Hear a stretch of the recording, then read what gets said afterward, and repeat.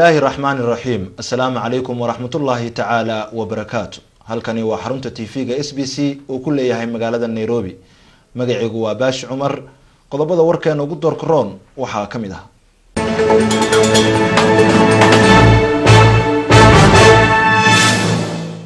Shirki ka socday magaalada London oo looga hadlayay arrimaha Soomaaliya oo la soo gabagabeeyay.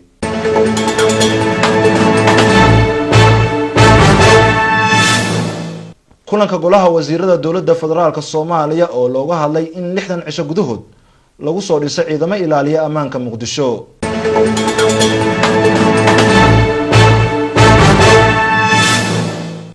madaxweyne ku-xigeenka Jubbaland oo ka qayb galay kulan looga hadlayay xuduudaha maamul goboleedyada iyo dawladda federaalka.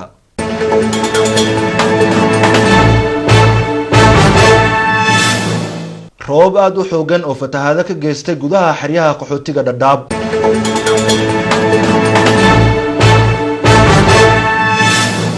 dhanka iyo akhbaaraadka caalamka qodobadan idin heeno waxaa kamid ah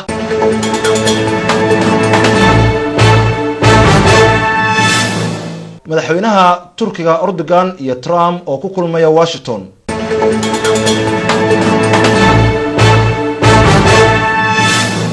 intaas daawadayaal waxa ahayeen qodobada warkeena ugu door karoon. goordhow waxaad daawan doontaan warkaas oo faahfaahsan hase ahaatee qadar adeega bulshada.